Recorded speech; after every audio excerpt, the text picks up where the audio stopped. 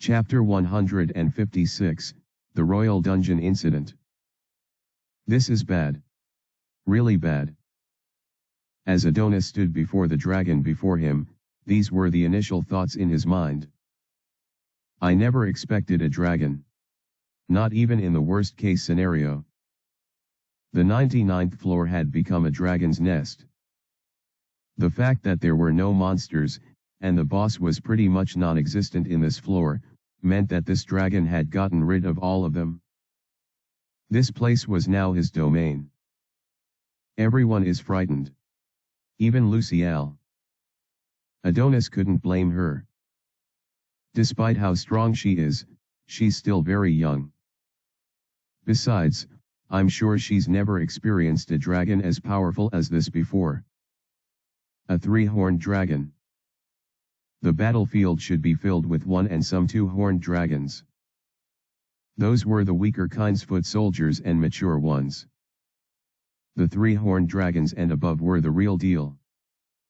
None of them could be messed with very easily, as they had the role of commanders. I can't believe my first encounter with a dragon in this timeline is a dragon commander. Adonis gritted his teeth as he narrowed his eyes. This is really bad. Right now, however, he could not afford to hesitate or dwell on any other distracting thought. His opponent was right in front of him, and his allies were right behind. The same allies he swore he'd protect. 50 are already dead. It's tragic, but I can't let it weigh too heavily on my mind. Not right now. What everyone needed from Adonis right now was action. And he had to deliver. Bwuish. Bright golden energies danced around him as he glared deeply at the foe he had to face. I'm only level 30 now. I'm not very confident I can defeat this thing. Adonis knew he had to be level 50, at the very least, to confidently assert his victory against a creature of such caliber. At this point, he couldn't boast of such power. Even though I had Lucielle and the others summon monsters for me to personally kill so I could level up for this mission, it still wasn't enough. Despite that, Adonis knew he couldn't give up. I have to try. Boom. More power rushed through him as he called upon his skills. Adonis was instantly coated in what seemed to be a golden armor of sorts. His new form radiated majesty, but also pure power. In his hand was a sword whose beauty was beyond description, shining brightly as he brandished it. An aura field of unparalleled energy remained around him to protect him from the adversary, and shimmers of light kept swirling around him. Adonis, at this point, looked every bit of an angel as Seraph did. Of course, he lacked the wings and celestial beauty she possessed. But something about him looked holy. Sacred. Powerful. That is. You are. What are you? For the first time since its arrival, the face of the dragon showed something other than condescension and disdain. It showed fear, albeit subtle. This power. Where did you get it from? It was clear what the dragon commander was referring to as he stared at Adonis. How is a human wielding able to use powers in the absolute? No. Divine tier. Everyone knew that the limit of a human in H-Tray was the A tier. That was why, even the strongest in the entire United Human Alliance, had a single A tier skill. It was extremely rare, the very pinnacle of power. This phenomenon wasn't only restricted to humans alone, though. Most beings in this world had similar limits. The only exceptions were the dragons. Dragons were known as the strongest beings in H-Tray for the very reason that they could bypass such limits and reach even the absolute tier S and beyond. So why? Why is a mere human displaying such power? The dragon appeared confused, and it genuinely was. Even for three-horned ones such as itself, S-tier skills were very rare. It only had one, which was the bare minimum for a dragon of its caliber. To think my foe would have an S-tier skill and even an SS tier 1. It was unbelievable, to say the least. Initially, it had desired to take its sweet time devouring its prey, but now it knew better. I'll have to kill this one fast. Luciel, now. Adonis roared as he took his own step forward. The Grand Mage took action and darted towards the prisoner. Head warrior Brutus while Adonis charged forth to the dragon. The entire area shook as these simultaneous actions were taken, and the dragon watched all of this with a deep frown on its face. TCH. I'll deal with that woman later. For now, I should focus on this human.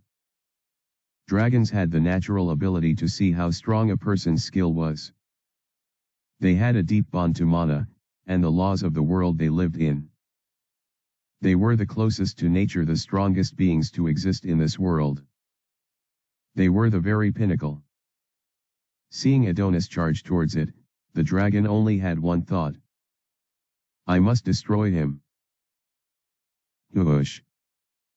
Adonis flowed, easily traversing the distance that existed between him and the enemy he had to defeat.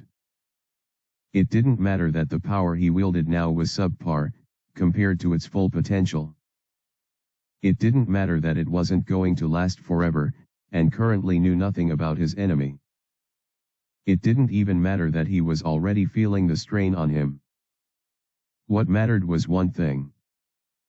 Right here, right now. I must kill it.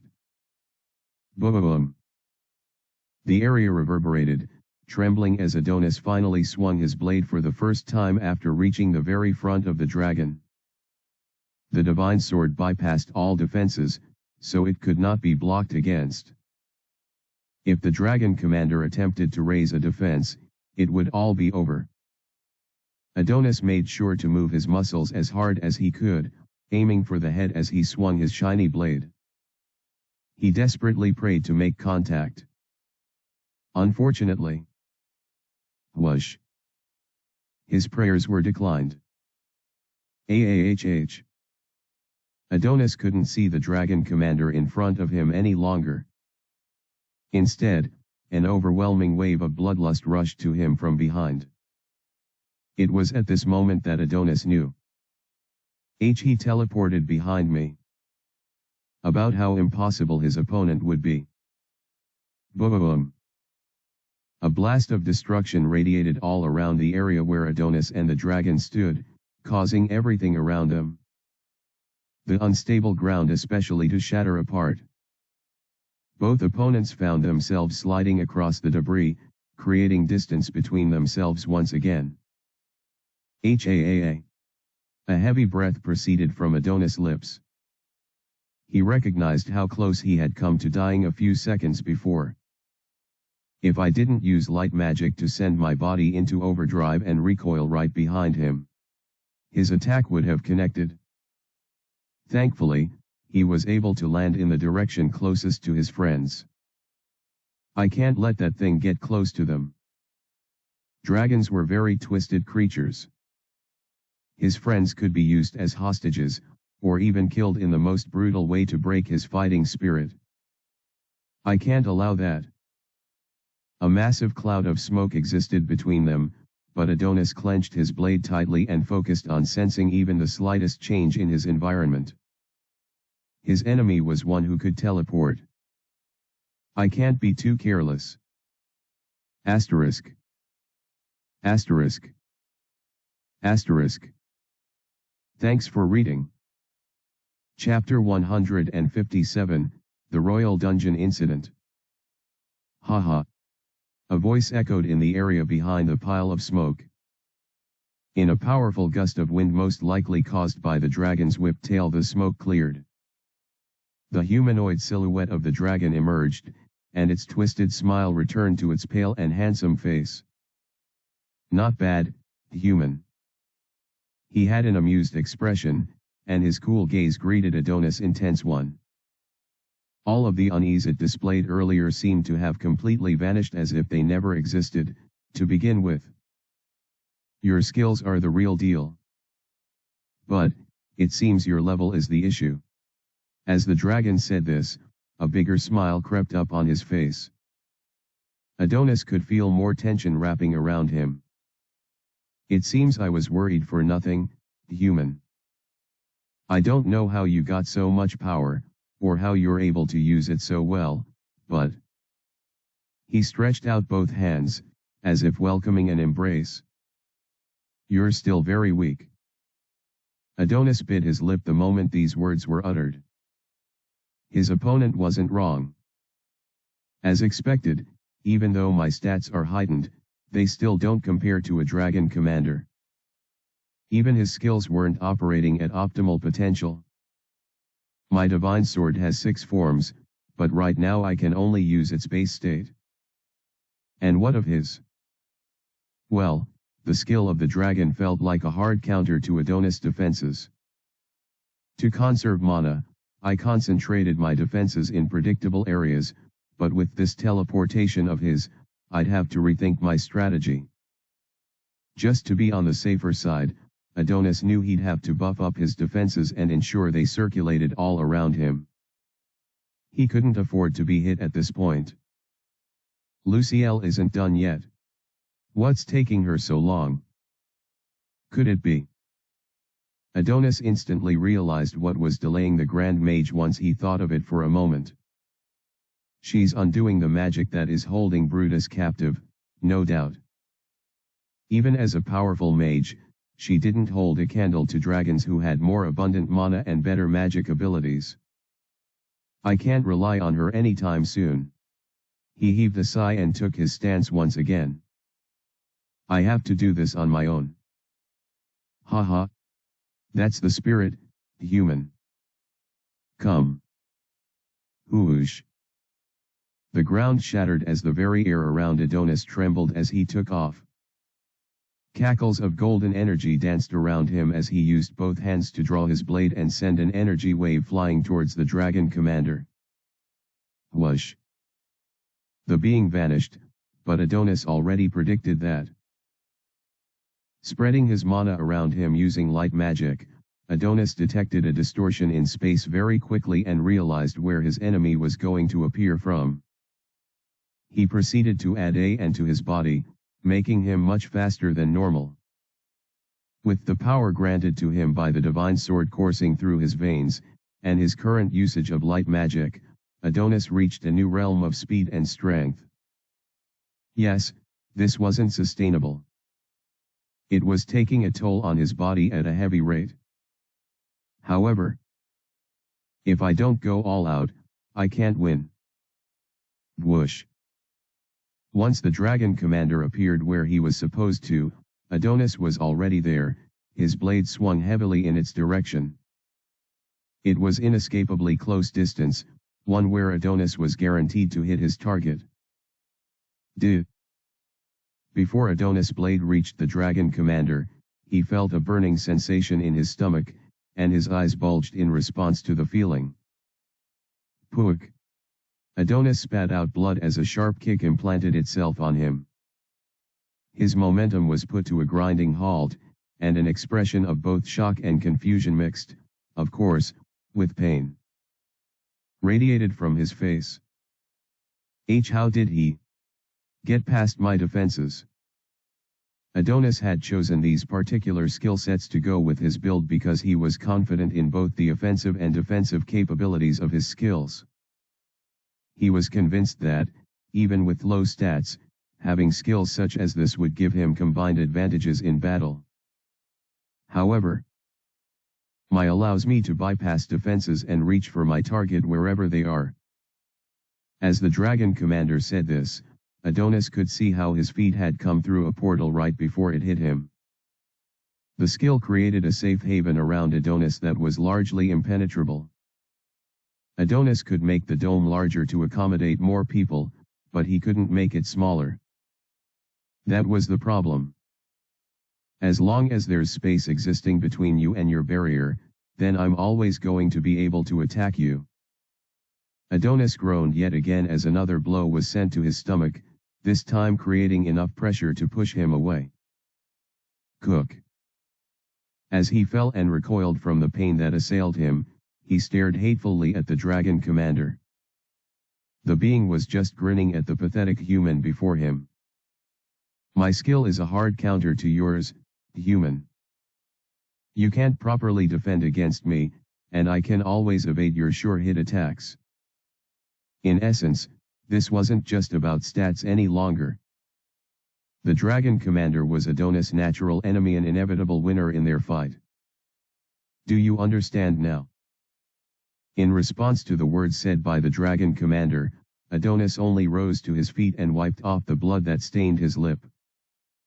Remnants of his crimson liquid had dropped to the ground, already mixed with his sweat, but Adonis ignored all of that.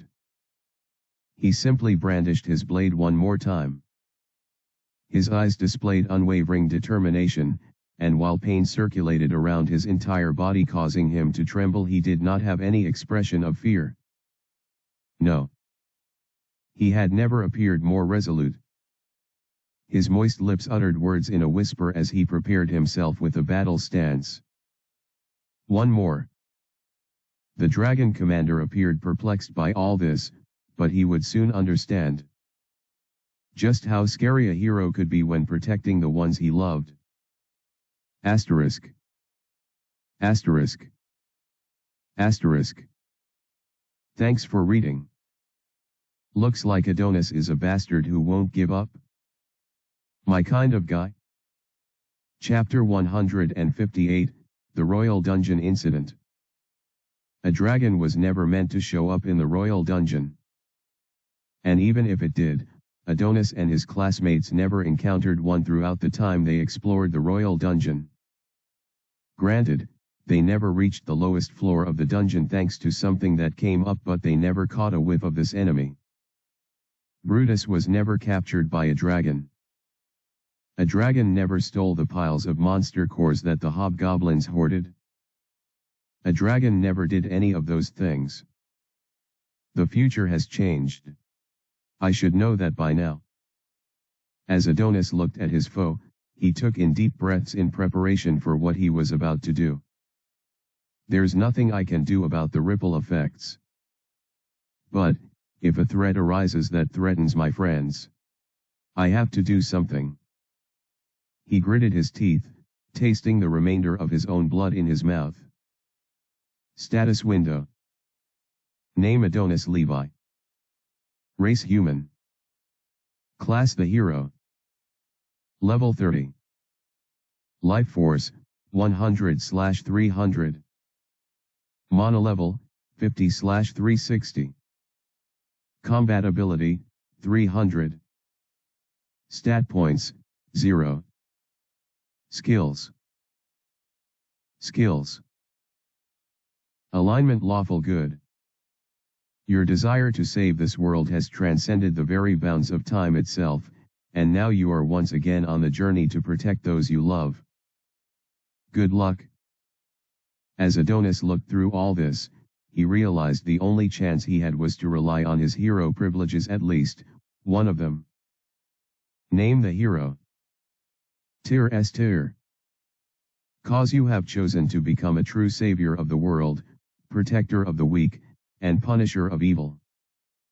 As such, you must never fall in battle. Gives base stats addition based on 50% of your current stat. Plus 30 stat point for every level up, instead of the usual plus 3. Full immunity against all natural ailments, and a perfect body at all times. Natural resistance to all negative status conditions, appraisal, and any kind of interference. Quick growth, natural talent and ability to level up faster and learn any and all kinds of abilities, given enough time. Limit transcension, innate ability to surpass your limits at the cost of a permanent decrease in some stat points. HAAA. Adonis already knew what he had to do. He was done hesitating or even resisting. Right now, this was the only chance he had. He didn't know how many stat points he would lose, but he understood that if he could end things quickly, then it wouldn't be too much. It felt like a fair bargain at this point. As long as I can defeat the enemy that lies in front of me. That's all that matters. With that resolve, he took his stance and brandished his blade. Activate. Boom. An instant surge of energy caused the very air to vibrate.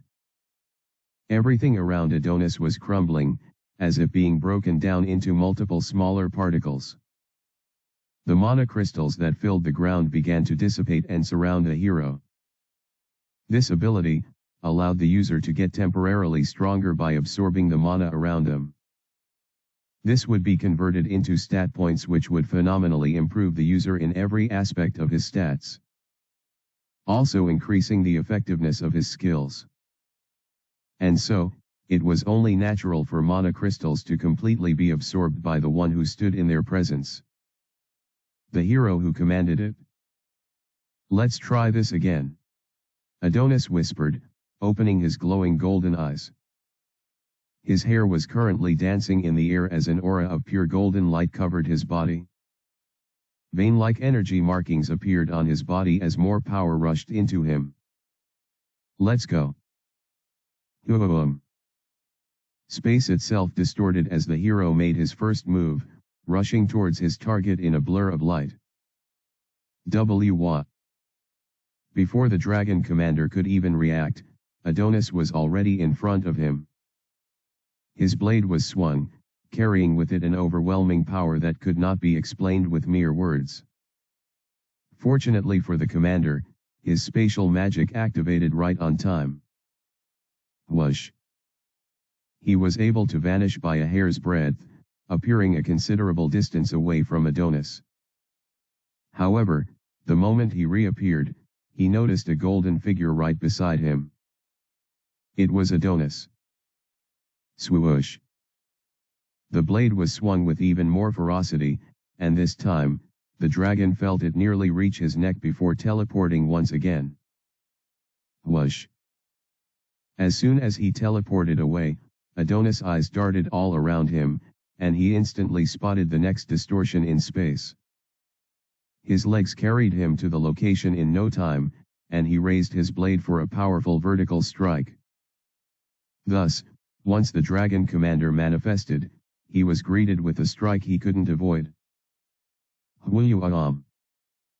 He could only move back as fast as he could, but even then, the attack was bound to hit him. And so, swoosh! He sent his tail to attack Adonis right as he was about to deliver the blow. That way, just like last time, he would disrupt the momentum. However, there was one thing this dragon commander failed to recognize. Boom! A bright golden ray of light blue opened a sharp tail that would have skewered the approaching hero, causing the dragon to writhe in pain. This gave Adonis the perfect chance to deal his attack. Whoosh! The blade approached, distorting the fabric of space itself as it neared its victim. And no! The dragon commander could see death come its way. If he didn't do something, he was going to die.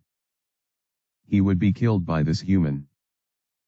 Adonis' face at that point was not one of victory or rage, but a lull that just seemed to state the brute fact of the situation. Righteous judgment had come. It was time for the beast of terror to experience it himself. Squelch. Asterisk. Asterisk. Asterisk. Thanks for reading. Sorry for the fight taking so long. I'll probably end it all in the... Probably. Chapter 159, The Royal Dungeon Incident. Am I seriously going to die here? A dragon's instinct was one of the most powerful things to ever exist in the world of H-Tray. They could sense just how powerful a person or skill was. Even the energy in the air was not immune to their notice thanks to this gift. They were immensely perceptive being. That was precisely why the dragon commander's face was warped in terror. He knew deep down. That if the blade connected to his heart, or sliced off his head, he was as good as dead. He didn't want that. Even as a proud dragon, a chunk of his tail had been blown off already, and he was still recoiling from the pain. Dragons were considered very invincible. They hardly had the opportunity to feel something like pain. His mind was yet to completely process the sensation, and his body hadn't yet acclimated to its sting. Adding that to the innate fear of death, caused by the approaching blade. Cook. The dragon commander was at his wit's end. And so, he did the only reasonable thing he could. Voyage. He activated his, prepared to teleport a far distance from the hero. Unfortunately, he wouldn't be fast enough to escape. He knew that already. He could use his spatial magic to redirect the sword that neared him, but even that was rendered impossible thanks to the warp space around the blade. As a result, TCH. The dragon commander raised one of his hands and reached for the divine sword. He knew blocking was useless, as the blade would simply slice through all obstacles like butter. However, by letting his arm be sliced off first, it would give him enough time to escape. Also, it was merely reflex action from a dragon that didn't want to die. Squelch. His arm was easily severed off, and the blade now neared his head. Fortunately for him. Whoosh. He finally vanished away from harm's way. Just barely with his life intact. Damn it. I missed. Adonis felt his sword crack apart that it fell on. Everything around him shook, but he ignored all of it. He had missed the mark on his enemy. Or rather, the dragon was able to escape faster than he could completely kill it. I wanted to end it with that move. Damn it. Adonis could already feel the strain on his body as he breathed heavily. His body was tense. His bones rattled. He could already feel pain slowly visiting him. I can't keep this up for much longer. Inasmuch as his entire body had been strengthened by the ability, he was still using more power than he could keep up with. Why you? Adonis could hear a loud bark from the new direction that his adversary appeared to. He slowly titled his head as he looked at the enraged beast who still donned human flesh. Adonis was grateful that he hadn't changed back. You injured me? You. A human. You actually managed to wound me. Disbelief mixed with pure rage formed on his face as his bloodshot eyes focused on Adonis. How dare you? He roared in sheer fury. The entire room responded to his anger by trembling, with monocrystals even descending from the ceiling and breaking apart as a result of the cry. You'll regret that. As the dragon commander spoke, his severed hand began to heal up. Even the tail that had been partially blown up by Adonis' light magic was already healing. Within a few seconds, he would be good as new. I can't allow that. As Adonis thought this, he coated himself in light and rushed to the dragon commander. Why, you just don't know when to stop, do you?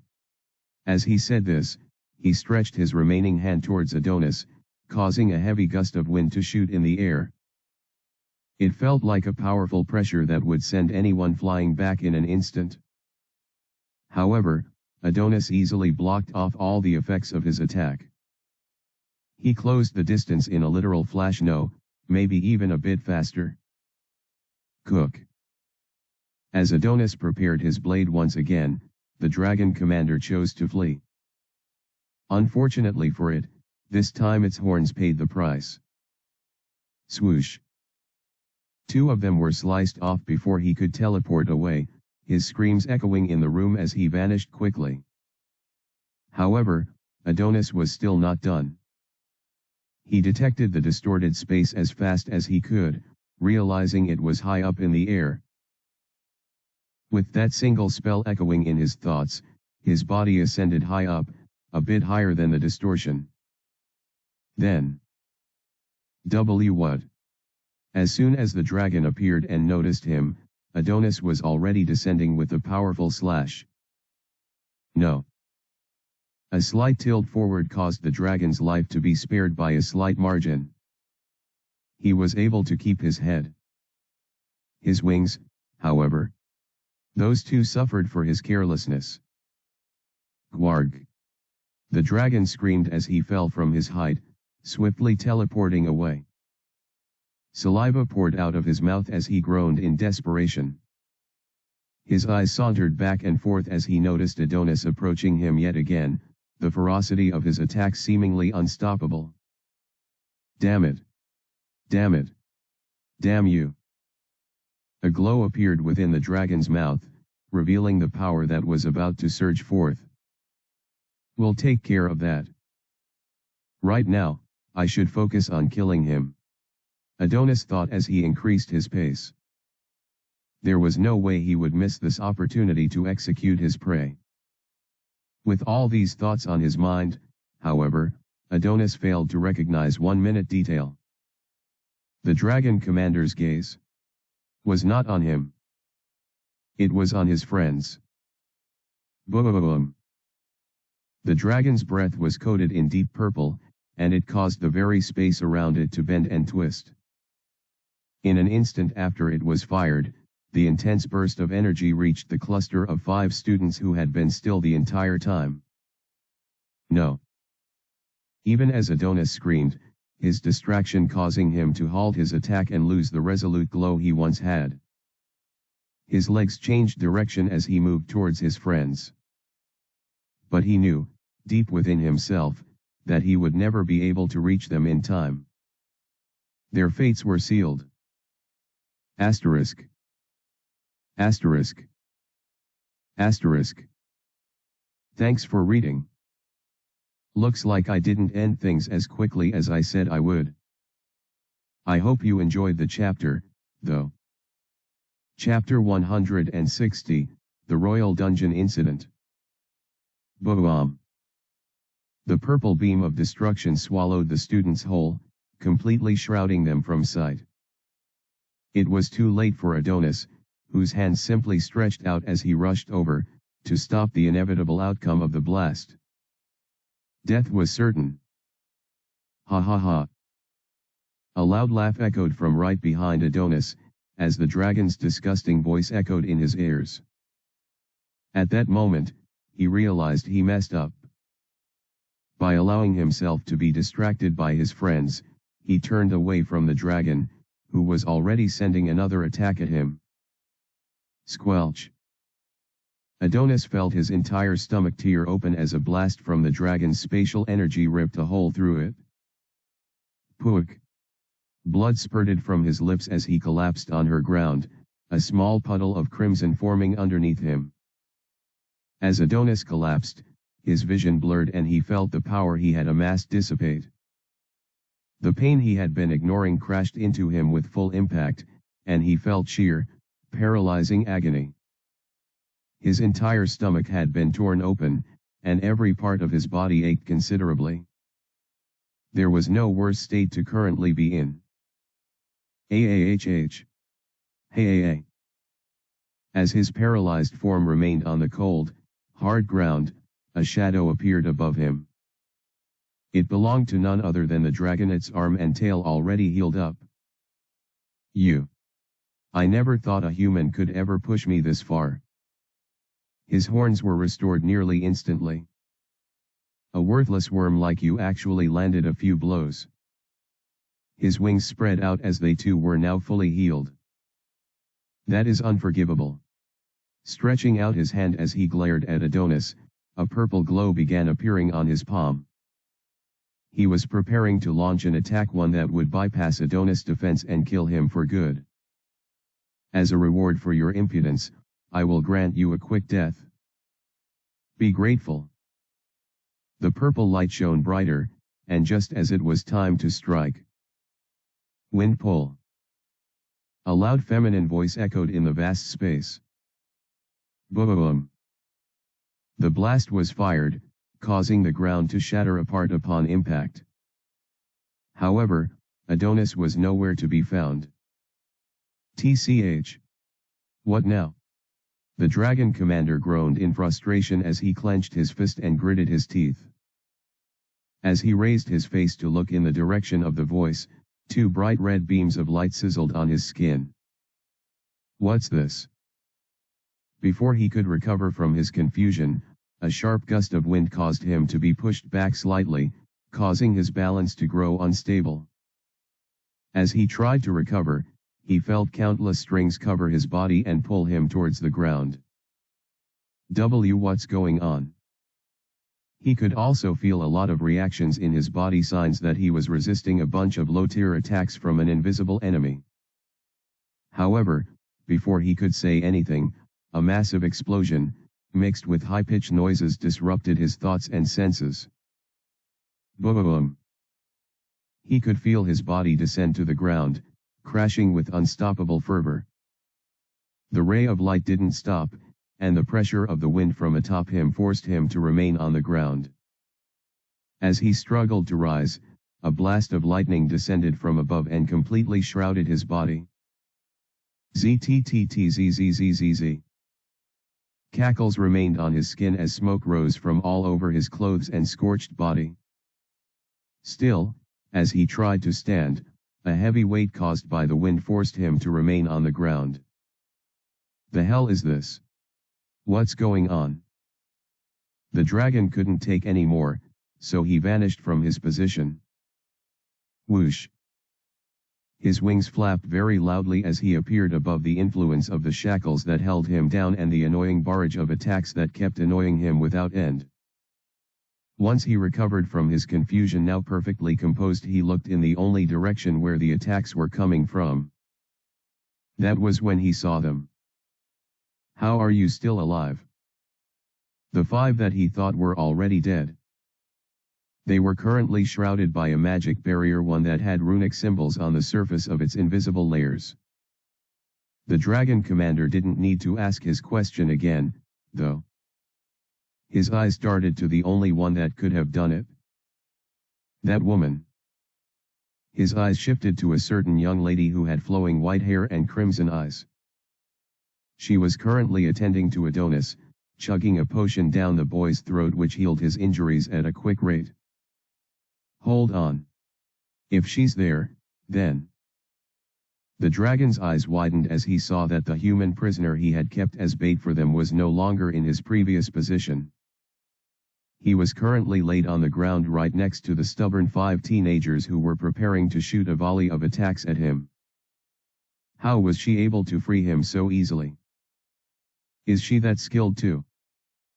His gaze narrowed as he glared at the trembling little ones that still dared to defy him. These annoying humans. The dragon commander never expected that he would be pushed this far. In all of his relatively long life, he had never seen humans like these before. He didn't think anyone had. I hate to admit it, but they're a threat. He remembered the ongoing war that the dragons had started with the other kingdoms. It was nothing more than a farce for their entertainment. The dragons dumped the weaklings to the battlefield and forced them to become more powerful or simply die. Their race had no use for weaklings. For the humans and the other races, this was a serious war. One with everything on the line. But the dragons honestly couldn't care less. They already had the northern continent as their territory, and it was more than large enough to house them. Everything else was either due to a conscious effort to raise strong members of their society, or to enjoy watching the weaklings suffer. But now this dragon commander thought slightly differently. If there are humans like this in this world, then we should be taking things a little more seriously. It was a stain on the pride of dragons to go all out on weaklings. He knew that fully well. That was why he didn't transform to his dragon form despite how hard he was pushed.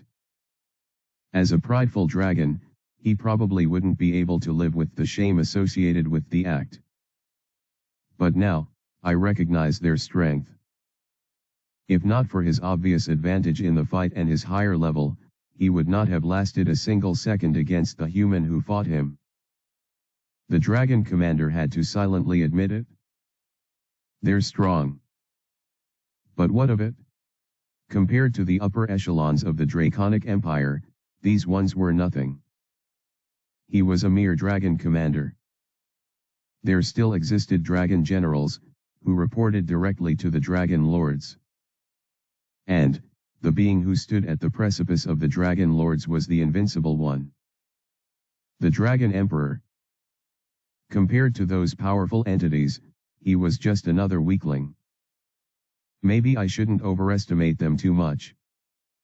Sure, they had pushed him this far, but it wasn't like they were winning. No. It was inconceivable to think they would win. I think I've had enough of this. There's no need to devour you all any longer. He was getting tired already. I'll just kill all of you and get this over with. Asterisk. Asterisk. Asterisk. Thanks for reading. Chapter 161, The Royal Dungeon Incident. My goodness. Adonis. Grand Mage Lucielle was currently staring at the boy that lay at her feet as she poured the liquid of the recovery potion into his barely open mouth. She was lost for words as she looked at her student. I never knew he was this strong. Lucielle had been training everyone alongside Brutus, and she knew just how talented everyone was. She already knew Adonis was not like the others, and that he was far stronger. She also knew he trained in private. But even she could never expect him to have already advanced this far. In combat alone, he has already exceeded Brutus. The mere fact that he fought a dragon commander and managed to injure something like that several times proved it. Even she wasn't confident of making such an accomplishment. If not for being distracted, he wouldn't have gotten injured. Her thoughts flowed. She silently wished Adonis had just focused on the enemy, since she ended up saving the other worlders. If he had done that, he wouldn't have gotten injured, and perhaps they could have even won. However, Lucielle realized how unfair that thought was. There was no way Adonis could have known that Lucielle would swoop in when she did. Besides, he had simply acted on reflex. That was admirable, if nothing else. He just wanted to protect his friends. She smiled sadly as she saw him slowly open his eyes. Right now, Lucielle was using both healing magic and a recovery potion to restore Adonis' state. From what she was able to see from the fight, he was their best hope in winning against such a monstrosity. Thank you, Lucielle," he whispered, slowly smiling at her. What are you even saying? I should be the one thanking you." Sure, she was the one who saved him from being destroyed by the dragon commander, and right now she was nursing him to full health. But that didn't hold a candle to what Adonis had been doing thus far. And no. Don't thank me. It was all pointless. Adonis groaned as he spoke. His injuries had closed, but a lot of work had to be done with his internal organs. What are you? He's healed already. All that effort. All the damage. And he's healed already. As Adonis' voice trailed, Lucielle looked at the floating dragon commander in the sky. He looked as good as new. It's so unfair, isn't it? We try so hard, and yet. Adonis looked and sounded like he was about to break down and cry. It wasn't like Lucielle didn't understand the boy's sentiment. Even on the battlefield, the unfair advantage of the dragons made war a living hell. Dragons possessed incredible physical abilities and heightened magical prowess. They could also heal from injuries, as long as the damage inflicted wasn't fatal. Of course, the speed of the regeneration depended on the type of dragon in question. Other than these cheat-like advantages, they were also capable of far more in terms of skills and overall stats. It was no joke. They truly were the supreme race in H-Tray. I thought I could end it very quickly. But it seems I was too slow. Too indecisive. Too weak. As Adonis said this, he slowly sat up. No. Don't say that, Adonis. You did your best. The other students were currently throwing the best skills and magic attacks at the enemy, but none of them were even reaching him thanks to the spatial barrier he placed around himself. Other than Adonis, no one had even managed to seriously hurt him. My best, huh? It wasn't enough to protect all those mages and knights that died for nothing. Lucille's face fell a little as she remembered the deaths that the dragon commander caused when he first arrived. He must have somehow shifted space and compressed it on the frightened people who were still too stunned at the sight of a dragon. Some of them were even her protégés. Yet, their deaths were so meaningless that it was an insult to the lives they had lived and the many years they dedicated to magic. Do you think we're going to make it out of here alive? Lucille finally blurted out. She could no longer hold the burning question that echoed in her soul. She knew she was the oldest of the surviving bunch, so naturally all responsibility had to fall on her. She was also meant to be the mature pillar of the group, leading them to victory thanks to her experience. But right now, she was confused. She had told the students to keep the dragon occupied while she healed Adonis, but their attacks weren't doing anything. Her magic barrier around them would wear out pretty soon, and it wasn't like the dragon commander couldn't simply bypass it. Everything about this situation seemed hopeless, a despairing cage that would force them to keep fighting until they died. Lucille saw no hope of survival or victory. She hoped that maybe, just maybe, Adonis was seeing something that she couldn't. I don't know. Adonis' response did not meet her expectations. AAHH. Lucille knew her face fell the moment he said those words. My stats are about half what they were before. Even if I used I would only be half as strong as I was before. It was despairing for Lucille to even hear him utter those words. So this really is the end. She could feel her thoughts flowing. But, that doesn't mean I'll give up. As Adonis said this, he jumped to his feet, groaning a little as he stood. I'm not done healing you, Adonis. Lucille yelled, stretching her hand towards him. In response to this, Adonis grabbed her by the outstretched hand and pulled her up. Before the Grand Mage realized it, she was on her 2 feet. Conserve your mana, Lucille. You'll need as much as you can in the upcoming fight.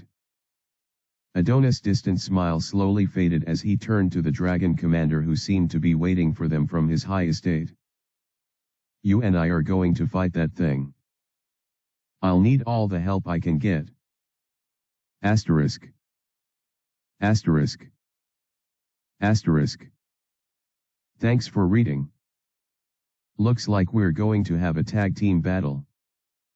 Adonis and Lucille vs Dragon Commander. Don't worry. He has a name. I hope you're not too bored of the fight. Chapter 162, The Royal Dungeon Incident. Adonis stretched out his hand, and his divine sword appeared out of nowhere. As always, it glowed with indescribable majesty. Do you understand, Lucille? It's you and me. As Adonis said this, Lucille felt her heart race. She realized just how dangerous the situation was, and how incredibly inadequate she was. Yet, once he told her he needed her, she had no choice but to step forward and agree. Understood. Do you have a plan? A small smile formed on Adonis' face, and he gave her a very proud, almost melancholic look.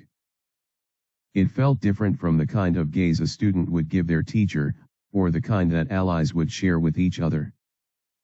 This felt far more intimate. Thank you. And yes, I do have a plan. Adonis took in a deep breath and heaved out a musty sigh. The plan is the same as always. To escape. The item with me should allow us to travel to a higher floor. As Adonis said this, he revealed a small cube that was hidden in his pocket. It looked very similar to the gateway, but far smaller, with more intricate designs around it. He still hasn't revealed where he got that item. Lucille's thoughts trailed. However, as soon as it came, she dismissed the entire thing from her mind. There's no need to know that now. Besides, even if he says nothing, that doesn't remove the fact that it's all for our benefit. Adonis had already made it abundantly clear that he desired to help the world and save it from the tyranny of the dragons. Everything he did, whether it was what they understood or not, was to that effect. He had Lucille's full trust. We only have one chance to activate it, so we have to be very decisive and create the perfect window. Adonis' plan was simple. He and Lucille would fight the dragon commander, getting all of its attention. Once they had it distracted enough, they'd activate the portal to a higher level and ensure their friends made it to a higher level. The tricky part is what comes next. Adonis sighed. Even after their friends escaped, they would have to leave too. They couldn't do so if the dragon commander wasn't occupied in some way. We have to find a way to incapacitate him, or do something to that effect. Adonis said. From what Lucille could understand about the plan, though, she could see another alternative. One of us could stay behind. She said, her crimson eyes narrowing as she made the bold statement. Based on Adonis' unsurprised reaction, it was clear that the thought had also occurred to him. I'll stay behind, Adonis. You should escape with the... No. Don't you say another word. His voice sounded aggressive, almost commanding. Lucille could see Adonis' face, and it was filled with a lot of pain. I won't leave you here. I'm never leaving you. He growled. Lucille felt something in her heart move, but she wasn't quite sure what it was. She held her chest a little as her heart raced faster than it had ever done before. We're all getting out? I'll make sure of it.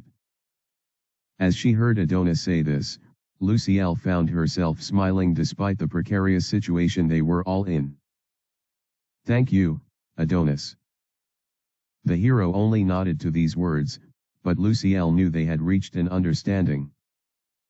To leave this dreary place together. All of them. Looks like you're finally ready to fight. Unfortunately for you all, I've grown pretty tired of this.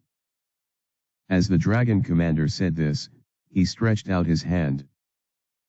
Purple flashes of energy appeared above his palm, and before long. Bwuyuyum. A massive purple orb of compressed space was swirling there. The dragon commander gazed down with its unfeeling eyes and had a cold look planted on his face. It was a look of certainty. You've all entertained me for long enough, but it's about time for you to disappear. All of you. The swirling purple orb had enough power to achieve that. Adonis and Lucille knew that very well. However, on my mark, Lucille. Understood. They weren't going to give up that easily. Die. Whoosh. Adonis and Lucille sped from their individual positions, with cackles of energy flashing all around their bodies. Lucille was surrounded by wind and lightning as she took off into the air, while Adonis flew right ahead with his golden cloak of power. He brandished his divine sword and called out a name that had never been uttered until now. In an instant, a forceful push of golden energy, mixed with several other multicolored layers of light, flowed and filled the area. The dark purple thing that descended from the dragon commander was met with this force of a multitude of lights. The result was inevitable. Light triumphed. Boom! The orb appeared to have imploded on itself, and just as Adonis recoiled from the blast, pushed back by the sheer pressure, Lucielle had already caught up to him and grabbed him by his hand. Twisting in the air, she swung him upward, flying ahead herself. She yelled, creating several flashes of lightning in the area. Adonis smiled as he glided in the air, already recognizing her plan. He went straight for his foe, who easily vanished from his position the moment he got too close. However, the moment he teleported, a flash of lightning appeared in the distorted space, striking him down the instant he reappeared. What? The damage didn't seem to be very much, but the sudden electric current that coursed throughout the dragon commander's body was enough to stun him. And that gave Adonis enough time to close their distance. As he used light magic to draw nearer, Lucielle used wind magic to propel his target towards him. With their combined efforts, Adonis was able to get a slash across. Unfortunately for him, he was a tad too slow. Whoosh! The dragon commander appeared right behind Lucielle this time, his grin widening as he reached out to kill her first. However, a surge of powerful lighting coursed through her body the moment he made contact, sending him into another state of shock. Her enchanted outfit wasn't for nothing, after all.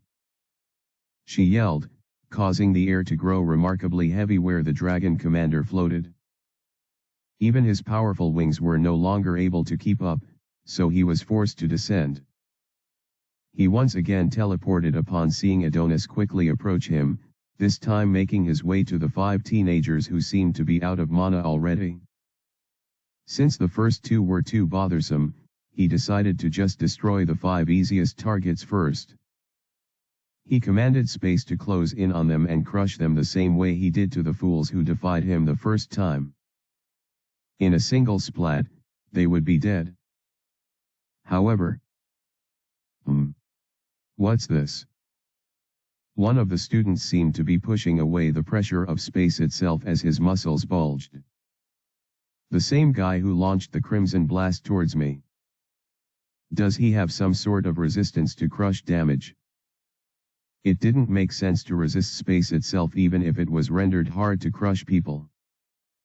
Another student, a female, was also using wind magic to somehow lessen the pressure by pushing currents upward. Their combined efforts saved their lives, and the lives of the 3 others who seemed powerless in the situation. The hell? Unfortunately for the dragon commander, he didn't have time to ponder on what was happening right before his eyes. As the 2 who were fighting him descended from the air and approached him from multiple directions. TCH. Annoying. They rushed towards him with their bodies sparkling with energy. The female mage sent a torrent of flames his way, but he easily disrupted it with a swing of his tail. At the same time, the hero tried to slash him with the divine sword that he wielded. He made to teleport again, but the female mage used wind magic to push him closer to the approaching hero, thus making him have less time to retreat. As he retaliated by shooting a blast from his mouth, he was stopped by the of his adversary. He tried to open a portal and attack him from beyond the barrier.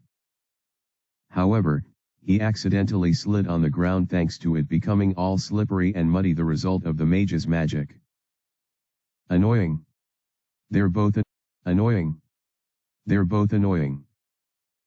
This process continued for quite a long time, with Lucielle and Adonis constantly interrupting and interfering with his attacks. Somehow, it seemed he had gotten predictable while they remained dynamic. As a dragon, it was a compromising state to be in. However, for the humans, this was the perfect time to enact their time. Now, Lucielle. It was finally time to escape. Asterisk. Asterisk. Asterisk. Thanks for reading. What did you think about the fight? I really wanted to see a scene where the Grand Mage pulled her own weight. Hope you liked it.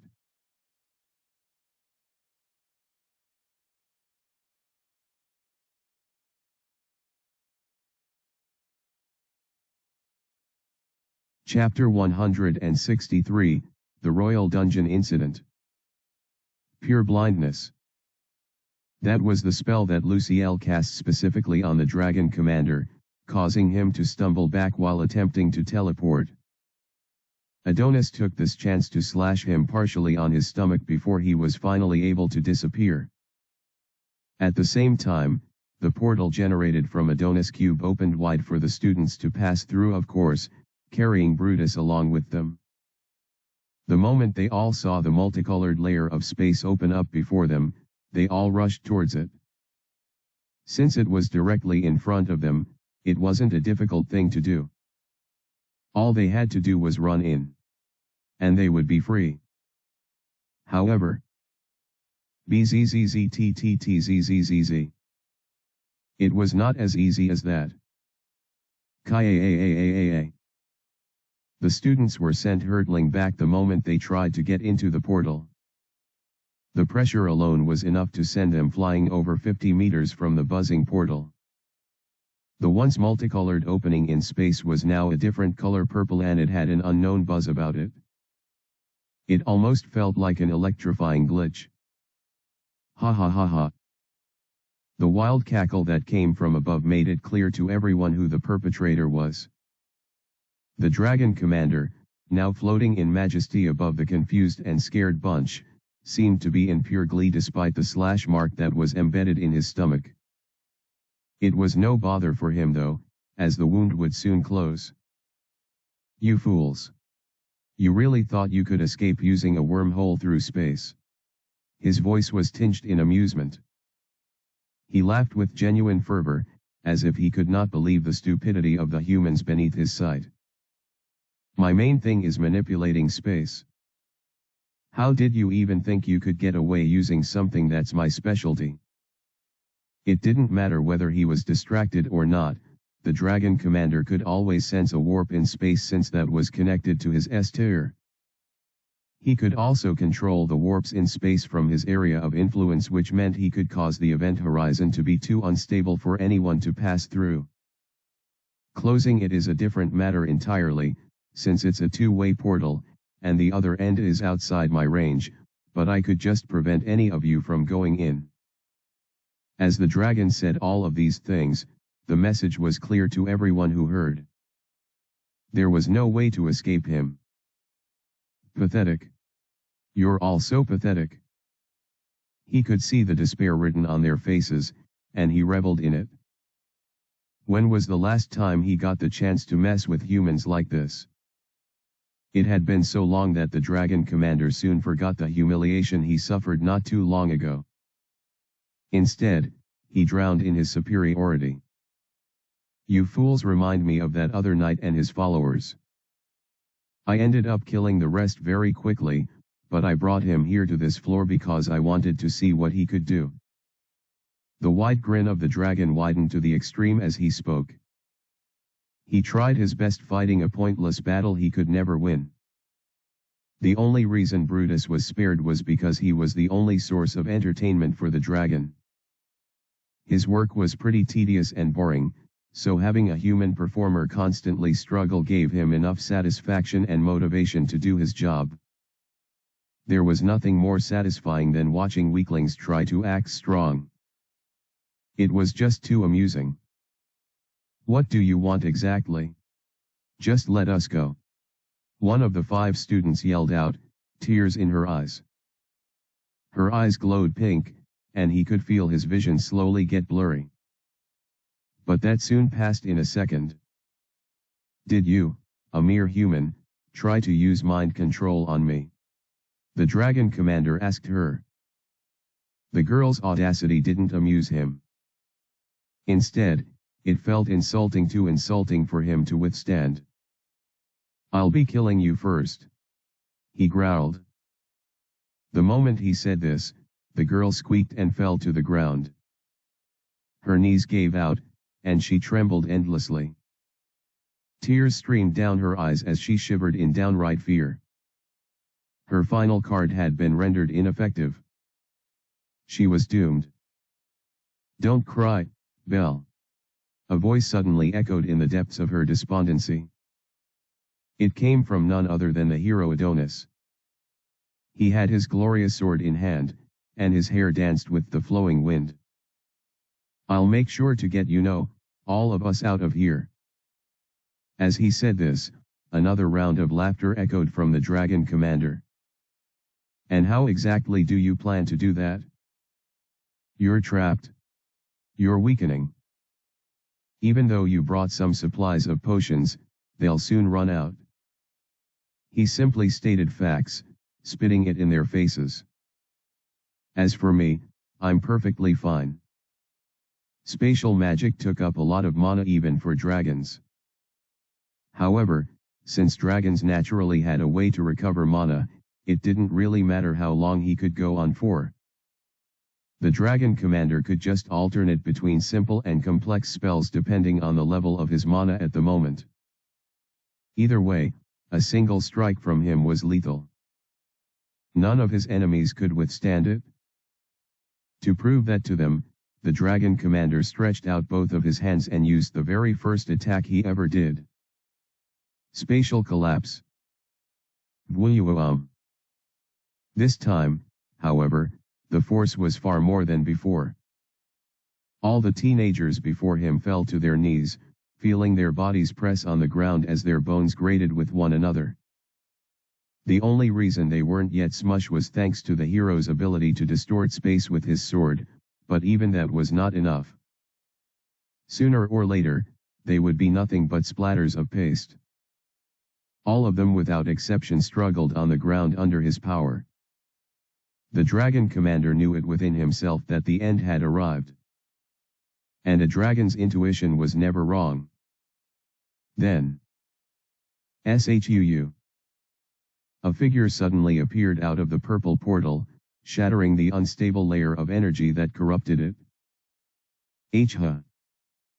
The dragon commander was confused as he looked away from his adversaries and stared at the one who had just arrived. He was coated in a hooded cloak, dressed like an agent of the night. Red fur decorated his mostly black attire, and he had an obsidian mask on that hid his face save his eyes. What appeared like horns poked out of the hoodie that covered his masked face, and his inner attire was a buttoned black shirt and black trousers, girded by a dark brown belt. Everything about him appeared strange and mysterious, and the air around him seemed to radiate sheer, unquestionable power. "Hey!" The figure finally spoke, revealing his deep voice. The air seemed to tremble as he spoke. Even the seemingly invincible dragon commander found his body shaking a little as he heard the sound. Something about this existence bothered him almost as if he shouldn't exist. All the dragon's intuition told him that the man beneath was dangerous. Then, the next words of the man arrived, forever altering the current tides. "Are you the enemy? Asterisk. Asterisk. Asterisk. Thanks for reading. Sorry for the long wait, but our extra is finally back. I'm so excited right now." Chapter 164, Ray's Descent. Damn. I didn't think this through. As Ray slaughtered the last of his enemies on the 31st floor, he heaved a heavy sigh. It was a lava-like area, with flame geysers all over the area, and hot magma flowing like rivers all over the area. His enemies were flame salamanders, one of the most powerful C-tier monsters to exist. Of course, he easily defeated them, so they weren't the issue. The boss corpse currently sat at his feet, so it wasn't also a challenge for him. Even the incredibly hot environment wasn't the issue for Ray, not the one that mattered at the moment. "I can't believe I'll have to keep going down these floors until I reach the bottom." The lower Ray descended, the wider the dungeon floor seemed to get. Even though he wasn't really holding back, and was easily decimating all his enemies, he estimated that it would take him hours before he reached the lowest floor. Can it wait that long? I'm not sure. Ray felt stuck, but he had to keep moving forward. Ha! He sighed, the heavy breath leaking out of his new mask. In fact, it wasn't just his mask that was new. Everything about his attire had now changed into something different, something better. His orichalcum mask was replaced with something softer, but far more durable than the former. That ensured he was more comfortable with his mask, while ensuring his wasn't compromised. Since his new mask was also enchanted, that meant he was enjoying all the benefits of a special mask without the disadvantages. This was just the start, though. His entire outfit, from his cloak, to his belt, to his boots, to both of his gloves, to the 10 rings that decorated his fingers, and the 3 necklaces hidden under his black shirt, and the bracelets under his sleeve, and the headband hidden under his mask. He currently had 35 items equipped, all gotten from the Carrie Blanc group. It's a shame they don't have any item that gives long-distance teleportation. Ray sighed as he looked to his side. The half-elf girl he kept in her bubble was still unconscious, which made him relieved. He didn't want to start dealing with her when his hands were already full. By using both sound and wind magic to ensure she was comfortable, and no noise reached her in the slightest, Ray believed she could just as well sleep through the entire ordeal. Welp. On to the next floor. With merely a casual stomp, Ray easily destroyed the entrance to the next dungeon floor. The whole thing shattered apart, allowing Ray to descend to the next floor. Much better. He muttered, feeling glad to see a nice change in his surroundings. Several aged trees and large boulders greeted his sight, revealing how this space was going to be particularly filled with enemies that had shared properties. It looked beautiful, though, the dungeon floor. It's a shame. Unfortunately for this entire area, it was soon going to be ruined by Ray and his hurried attempt to advance as fast as possible. He muttered, releasing a dark sphere into the surrounding area. One would think he was done, but he was just getting started.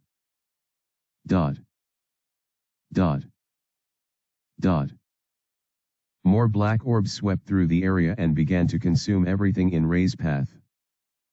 Both enemies and landmarks were destroyed, all without mercy. I don't sense any valuable resources that can be used by the Alliance here, so they can all just die. This also meant the monster cores would be wasted as well, but beggars couldn't be choosers. He was in a hurry, after all. Let's proceed.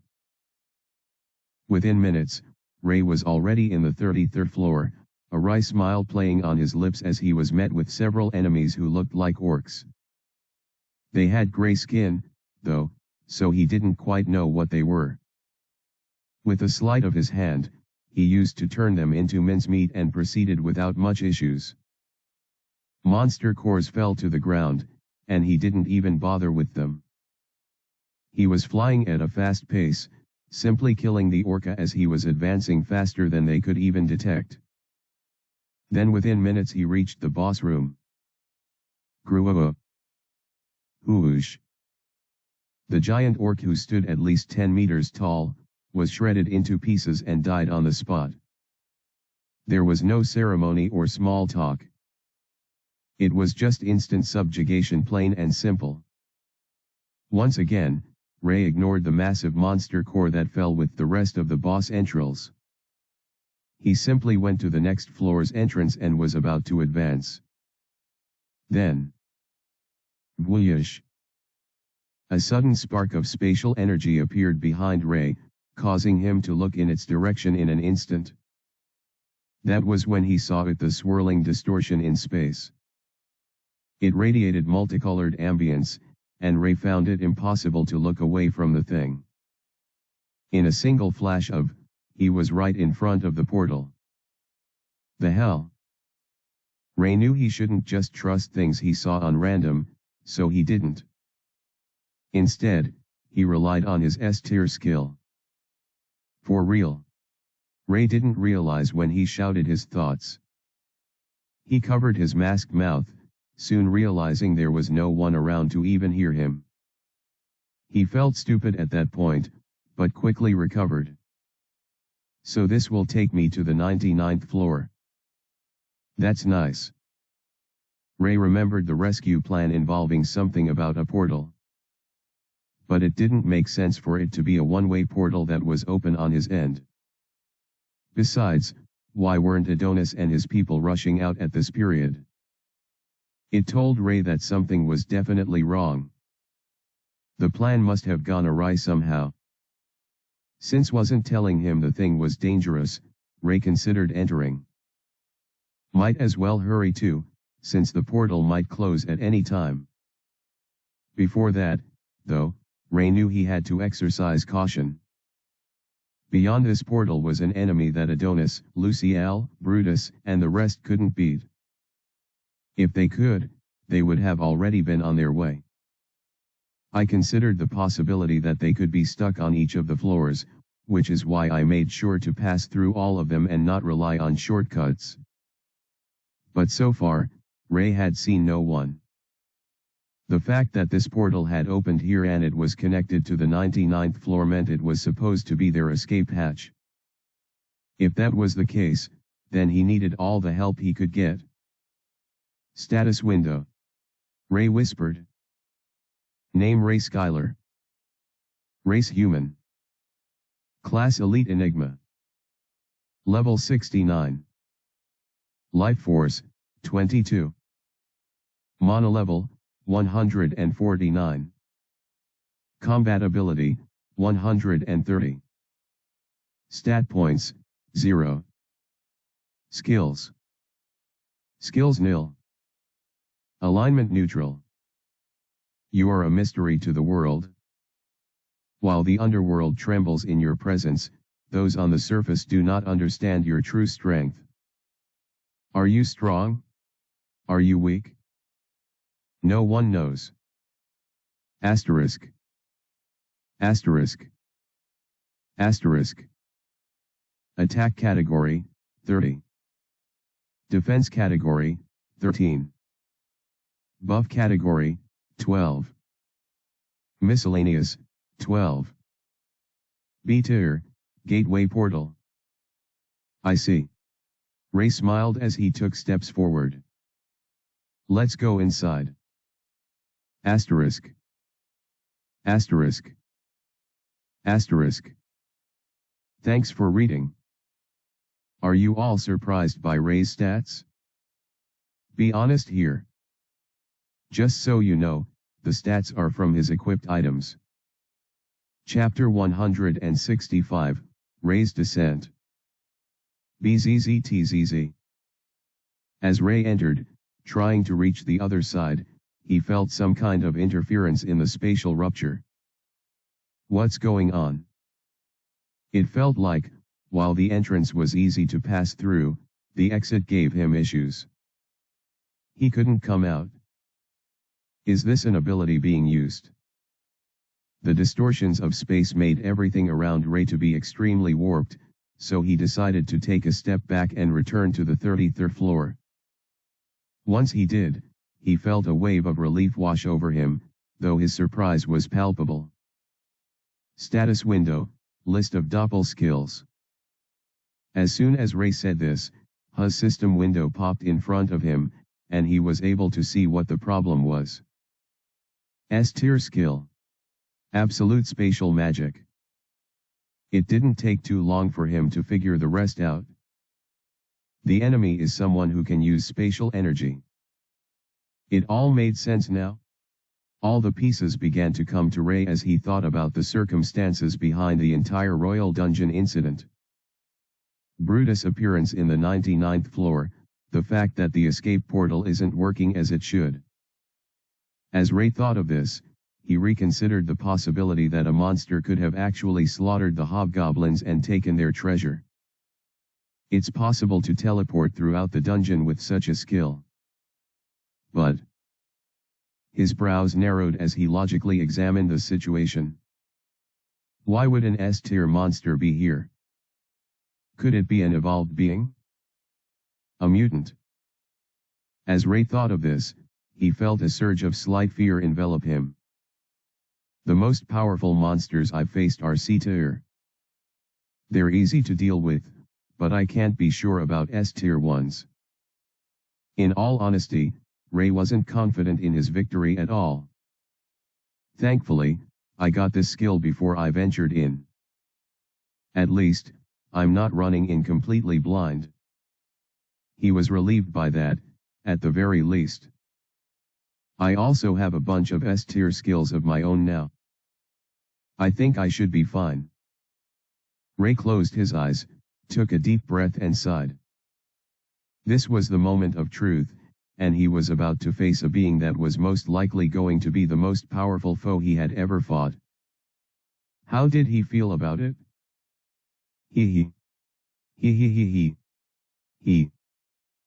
Slowly, his lips curled up and he made a maniacal grin underneath his mask. Chuckles graduated into cackles of laughter, and it echoed throughout the space surrounding him. This is exciting. He could feel his heart racing and his blood boiling, and while it was impossible to tell if it was due to excitement or fear, Ray dismissed the latter. What he felt now was nothing short of excitement. I've never had to go all out on a monster before. But now, he found himself grinning the widest he had ever done. Both of his arms spread out, and he raised his head to the ceiling while laughing. Now, I'm going to do just that. Plus, if he defeated such a powerful monster, he could gain tons of EXP and level up. He could also improve his alter ego's image. This was the best case scenario, was it not? It is. More laughter echoed throughout the room until he found out that he was being a weirdo. I should probably stop now. And so, with his stifled laughter, Ray chose to step into the wormhole before him. The half-elf in her bubble was right behind him as he did so, and Ray wondered if he should take her with him or not. It's going to be too dangerous. But, if I don't stay close to her, my magic will stop working. He had purchased defensive magic items, but he wasn't quite sure that they would be enough to help in this instance. In the end, Ray made the decision. I'll leave her behind. He dropped her on the ground and placed a necklace around her neck. The moment he did so, a barrier shaped like a semi-sphere surrounded her. It glowed with yellowish-white energy, and when Ray knocked on it, it was pretty tough. I've defeated all the monsters on this floor, so I don't think she'll be in any real danger. Taking her down with him would only cause problems for both of them. Just keep sleeping till I return. Hopefully, this doesn't take too long.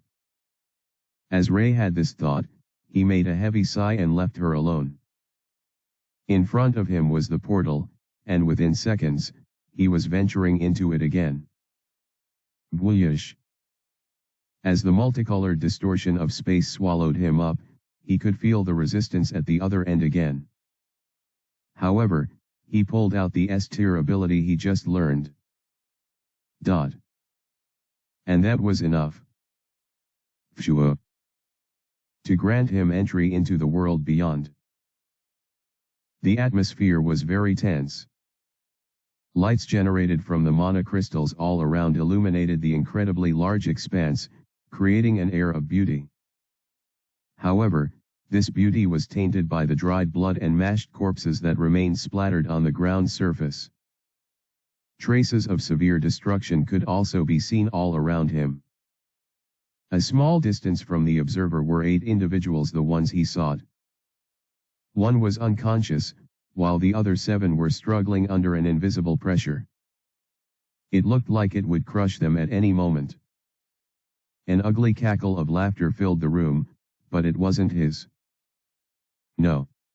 It belonged to an entity that was above. The entity stopped laughing all of a sudden and glared at him with its purple eyes. That is. This was a humanoid being with long bluish-black hair that flowed down his shoulders to his back. He had horns, 3 of them, and wings that flapped high in the air. He also had a powerful-looking tail, with traces of scales in important areas of his body. All in all, this wasn't the monster he was looking for. But he also wasn't a man. It prompted the masked one whether he could be called Ray, or Relix, to open his lips and speak. Hey. His voice was audacious, but he didn't really care at that point. He just wanted to know one thing. Are you the enemy? Asterisk. Asterisk. Asterisk. Thanks for reading, fellas. Are you ready for the confrontation? How difficult do you think this will be for Ray? Chapter 166, Relix arrives. The stale air in the 99th floor slowly moved as the warring parties both gazed upon the stranger that had interrupted their battle. Or rather, the execution. The man in question was coated in darkness and crimson. He looked strong, and his imposing build made it clear that he was no ordinary man. As both the humans and dragons saw him, they only had one thought. Who is he?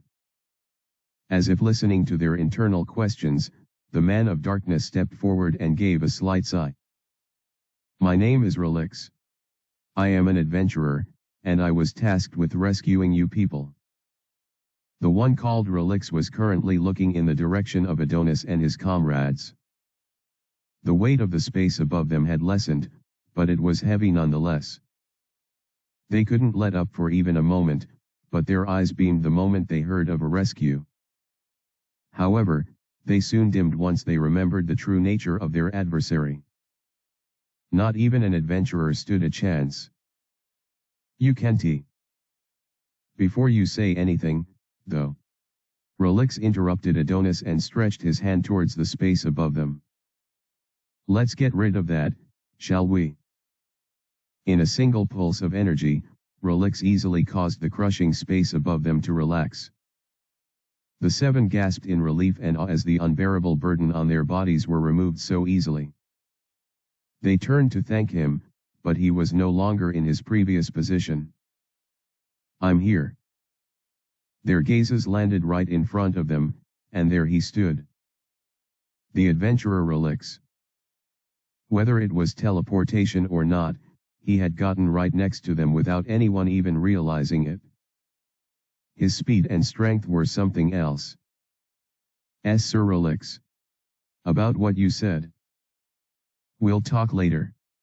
His words interrupted Adonis, and the speaker didn't even bother looking back. His gaze was on the silent dragon commander. Right now the enemy is in sight. The moment Relix said this, Adonis' eyes widened, his face slowly conforming into that of realization. Why Yuri right?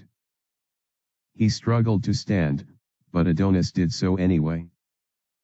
Lucielle also rose to her feet, staggering as she tried to find her balance.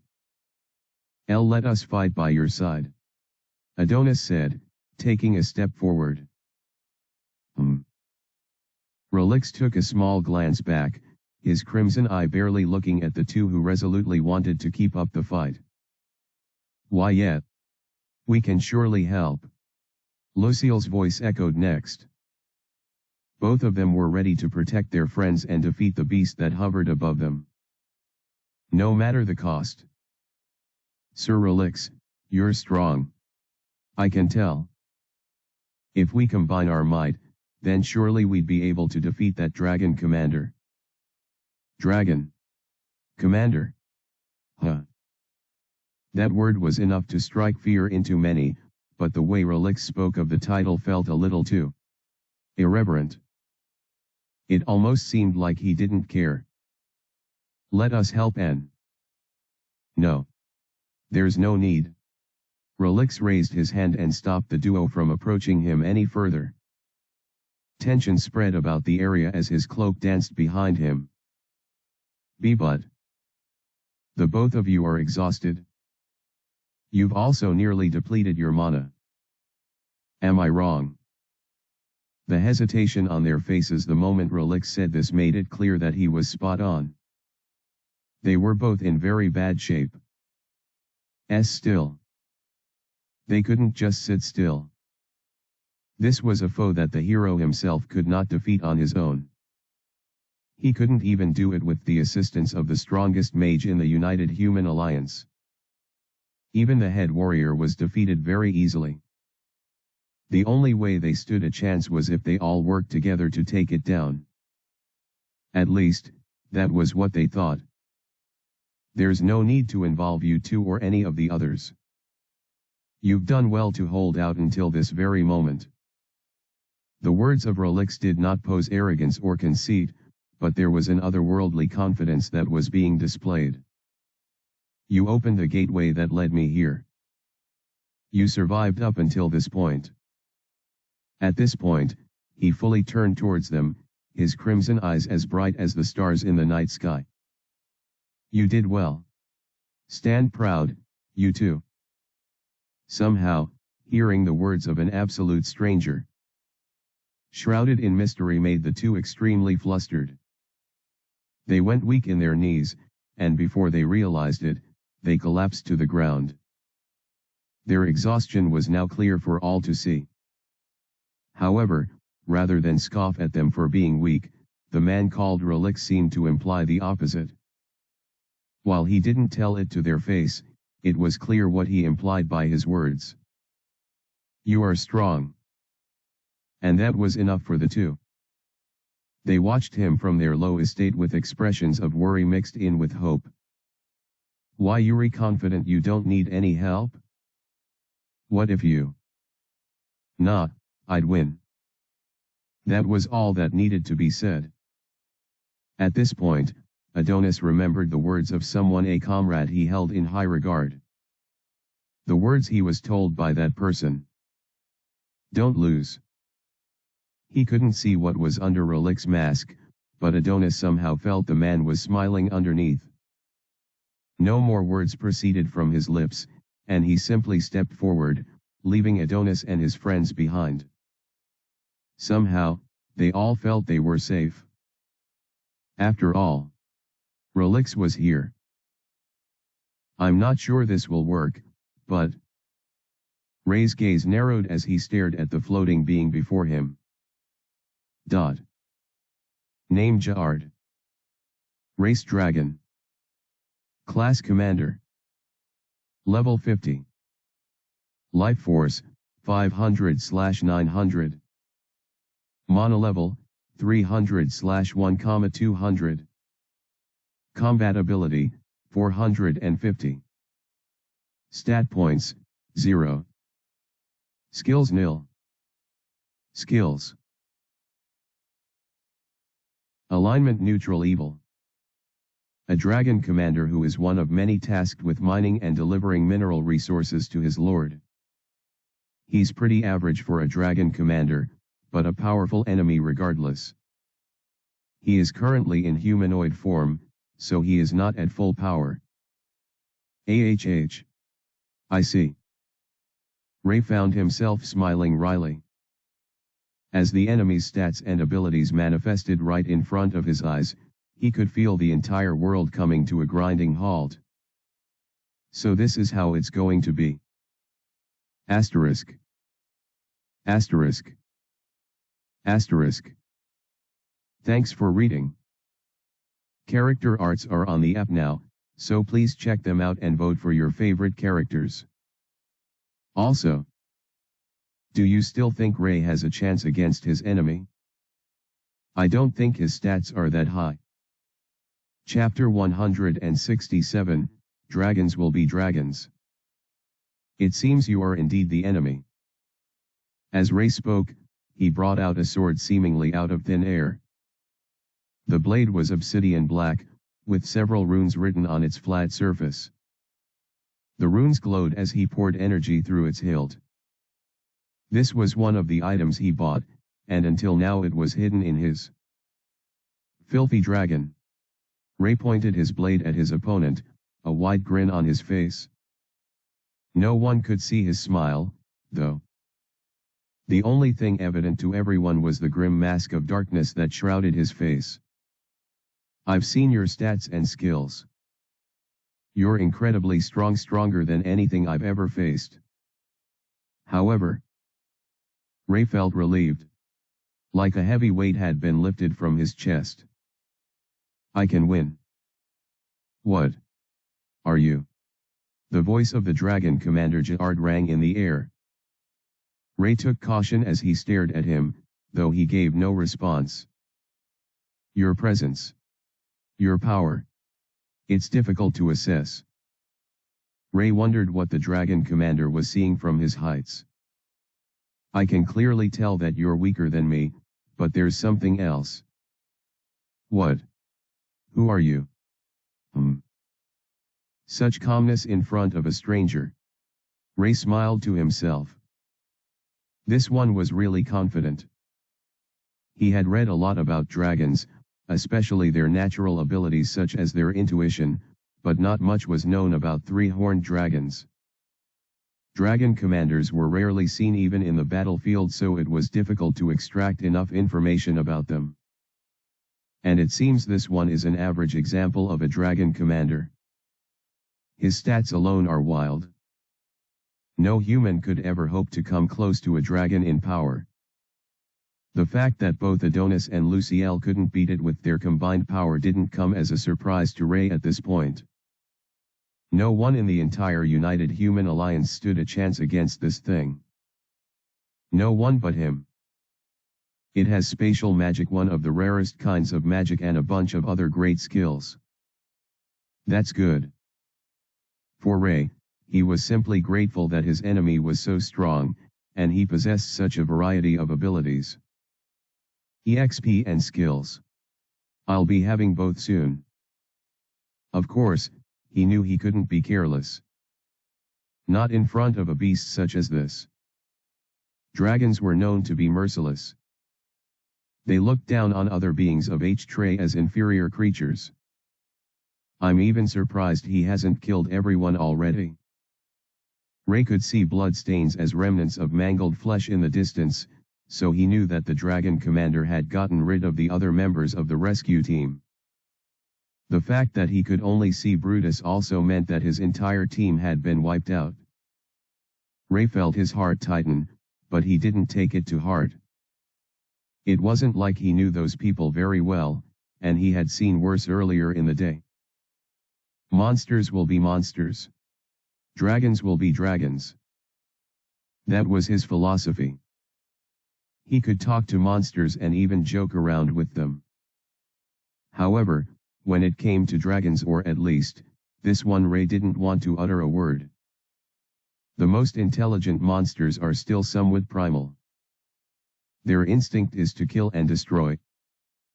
But dragons were different. Dragons were a very intelligent race, rumored to be even more advanced than every other nation in H-Tray. They were also very strong. Yet they choose to wage a meaningless war. They choose to engage in pointless violence and drown the world in despair. Ray had initially considered the possibility that dragons could have a good reason behind their actions. Perhaps they lacked resources, or their lands were overpopulated and they needed to expand their territory. That wouldn't make their actions right, but he could at least see the reasoning. There was even the possibility that the humans or some other race struck first, and this was simply the retribution that followed. But that wasn't the case at all. If any of those scenarios were true, humanity would have been wiped out already. The dragons were too strong. They could easily take over the battlefield with half a dozen dragon commanders, at least from the stats that Ray was seeing before him. A dragon stronger than a commander would absolutely wreck everything. But none of them were invading. Why? It almost feels like some kind of twisted game. They're just crushing humans like ants, without even putting in the effort. There really wasn't any need for a long-drawn conflict between humans and dragons. Yet here we are. Ray sighed internally. The humans banded together to form the alliance, taking steps to improve and grow in order to fight the dragons and triumph. Ray was sure the other nations of H-Tray were making similar moves. But it's all useless. Ray was an advocate for innovation and adaptation, but he also knew the ugly truth, and it was staring him in the eye right now. Against true power, there's nothing they can do. How long would it take for the humans to amass the kind of power needed to stop the dragons? A few hundred years? A couple thousand? It was going to take a remarkably long time. Comparing that to the level of damage that the dragons were already wreaking, it was easy to see the latter would emerge victorious before the humans could even raise a finger against them. They're not being stupid or complacent. They are already certain of their victory. Ray smiled to himself, almost feeling the futility of it all. These predators were merely enjoying the thrill of the hunt. It reminded Ray of his little experiment with the hobgoblins. How he bred them for the purpose of growing stronger for his sake. The hobs were never going to be stronger than him. He made sure of that.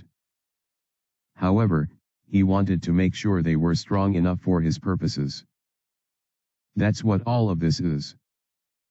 In a way, he could understand what they were doing. However, there was one major difference between his experiment with the hobgoblins and the current situation with the dragons. The difference that made the latter unacceptable. I don't like being on the hobgoblin side of the story. To Ray, being the predator was fine. As long as he was the one doing the hunting. He had to be the predator. His side had to be the one with the power and control.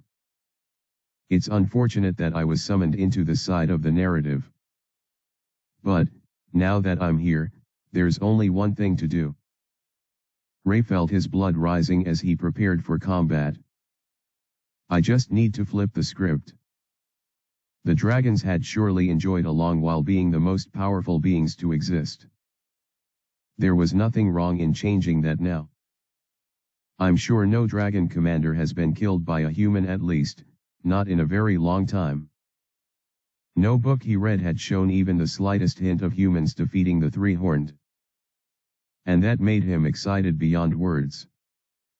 Let's change history. Right here and now. Once Ray's mind was made up, he decided to simply go all out against his enemy. I'm going to use them all. Asterisk. Asterisk. Asterisk. Thanks for reading. Sorry for dragging out the story like this. I just get caught up on these things. The fight begins in the, I promise. Chapter 168, Going All Out. Without wasting time, Ray decided to take the initiative and activate his skills. No holding back.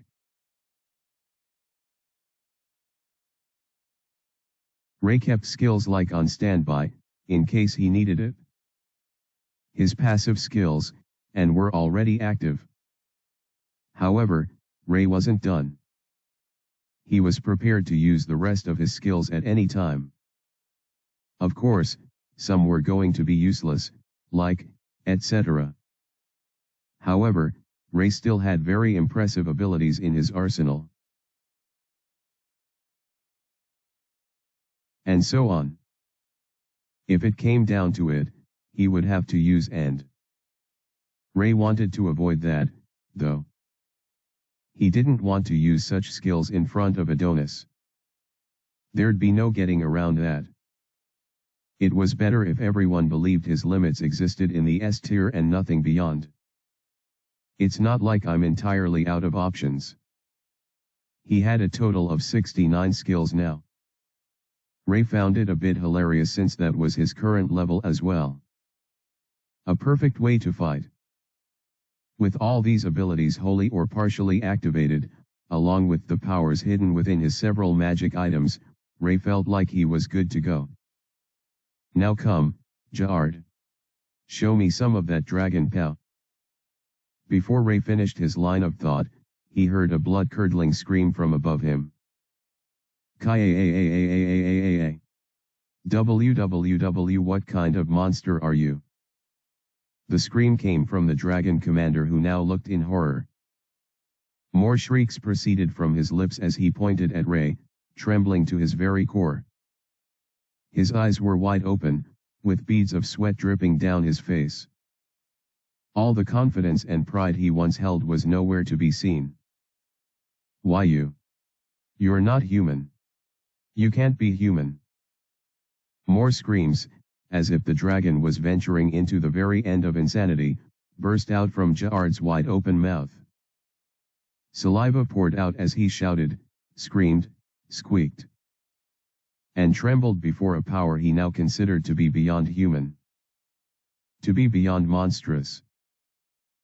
How do you have so much power? This is impossible. Tears were welling up in the dragon's eyes as he stared at Ray. Tell me. More saliva splattered out as he asked no, begged Ray to reveal the answer to him. Even the ones who stood behind him also gawked at the display of power and the sharp spoke of power that he was currently exhibiting. Everything around him was literally fritzing and breaking apart. He was too strong. Ray slightly opened his lips as he looked at the terrified, desperate face of his adversary.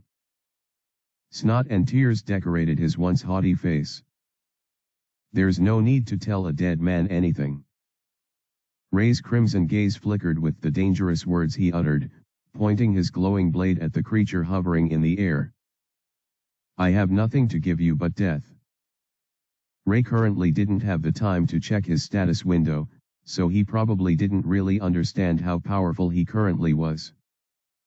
He knew he had become very strong, yes, but since this was the first time he was using so many skills at once while having reserves yet to be utilized. An array of enchanted items that were waiting to be exploited, and overflowing mana that waited consumption, he couldn't fully grasp it. The unbelievable power hidden within him. Name Ray Skylar. Race human. Class Elite Enigma. Level 69. Life Force, 2200.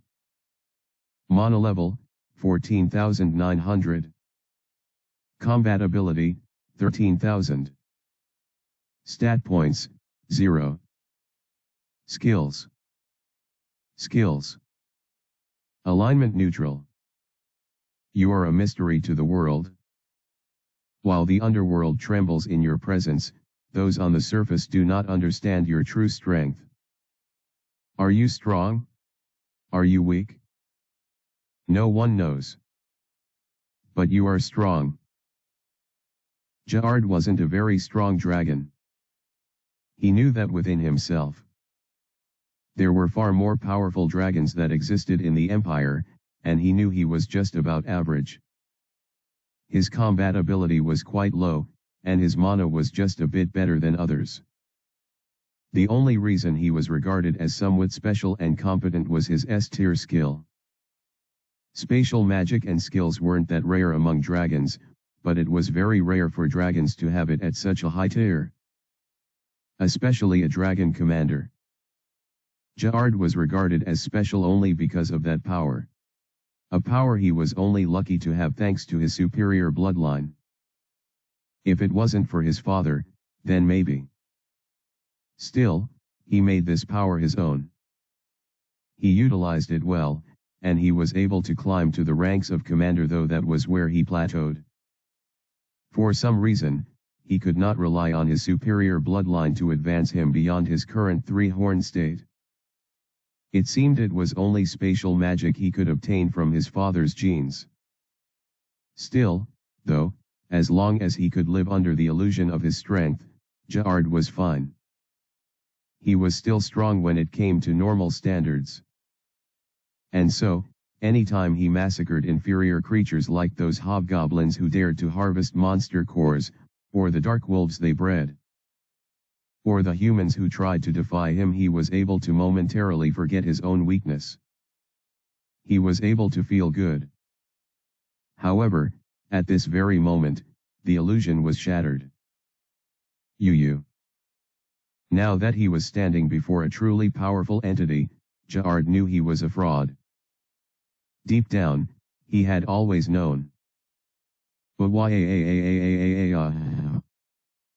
He was weak.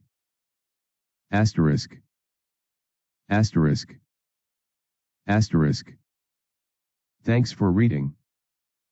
Okay. Sorry about that. Seems there wasn't a fight this chapter, so I guess I misled you guys.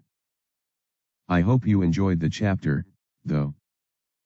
Chapter 169, Relix vs Ja'ard.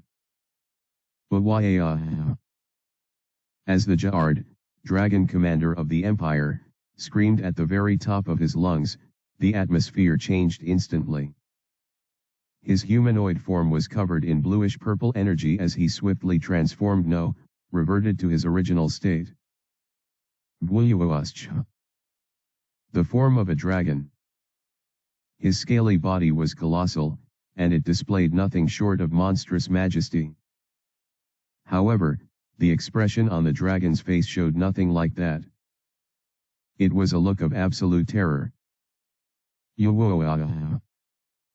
Dark purple energy gathered in his mouth as it sent the incredible blast of energy straight towards the one who called himself Relix. The entire area trembled as the blast neared him, completely obliterating everything around. Magic crystals turned to dust, and the environment shook violently as it welcomed the destructive darkness that was Ja'ard's dragon breath. It was invincible. Or so it was supposed to be. Whoosh. In an instant, the blast of dark energy hit a wall that stopped it dead in its tracks. It was an absolute barrier that had not even a single dent despite taking on the whole wrath of the dragon. He has that pesky defense too. In that case, Ja'ard decided to simply use the same trick he utilized on the one who fought him before.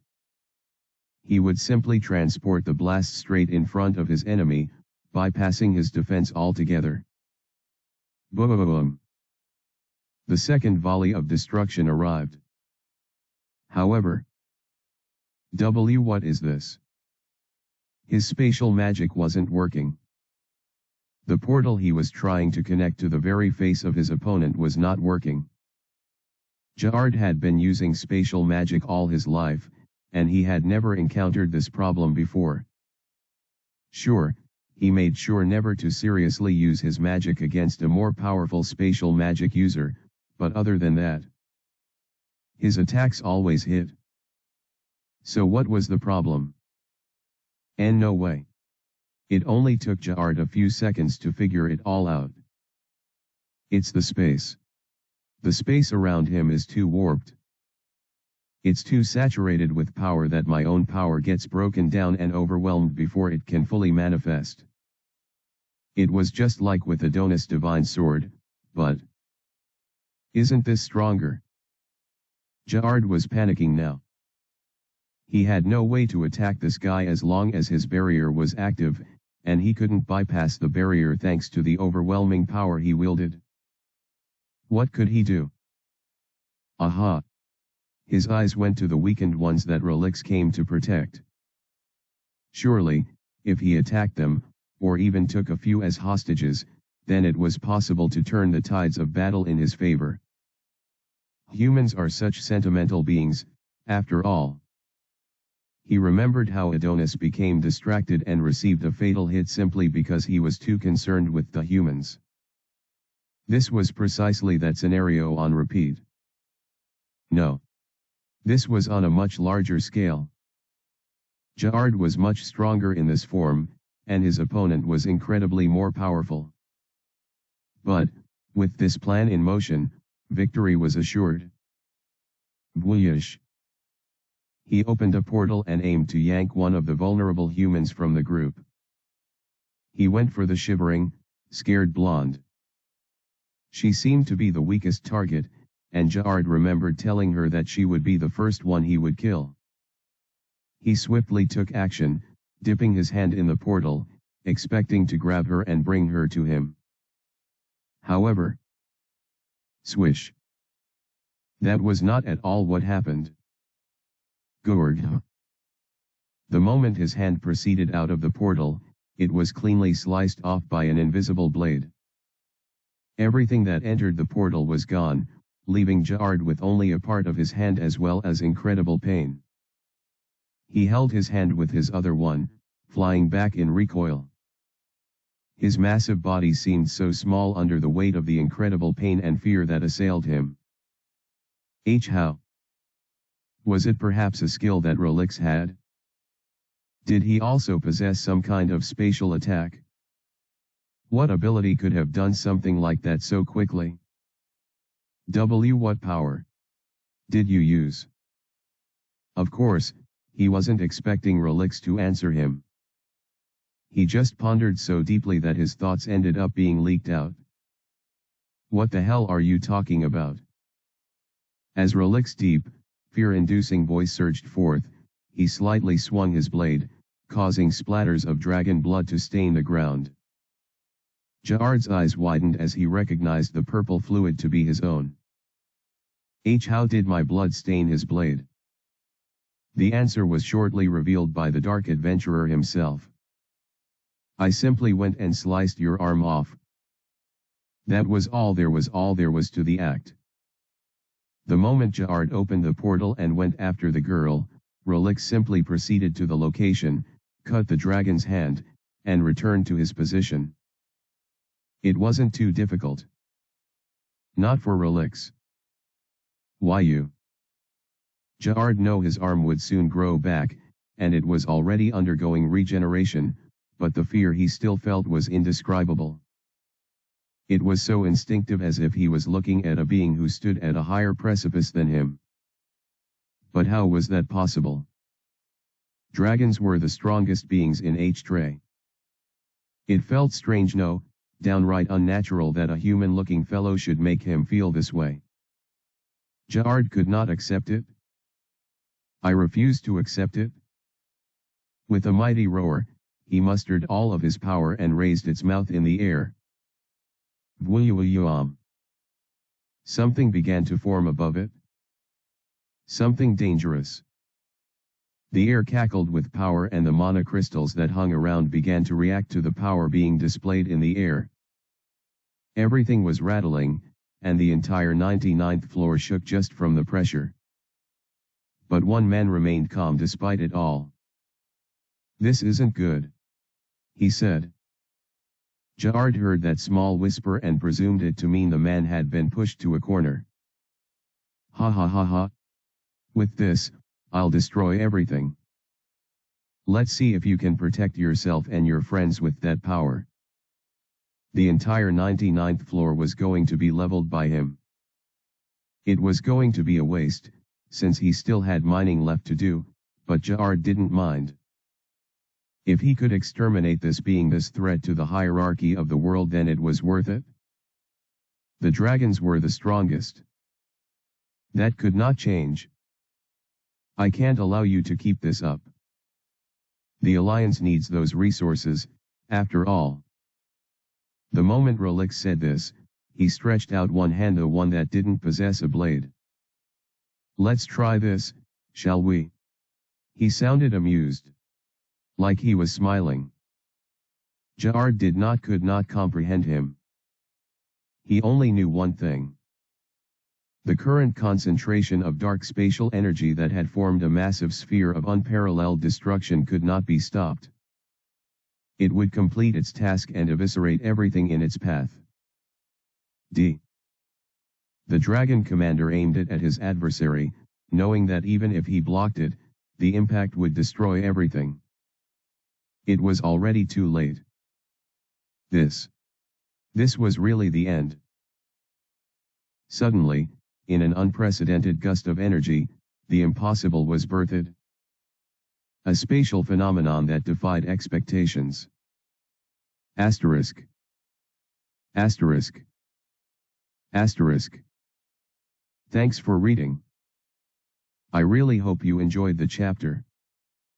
It's really satisfying to see the dragon get so worked up, especially after how composed he was at the start.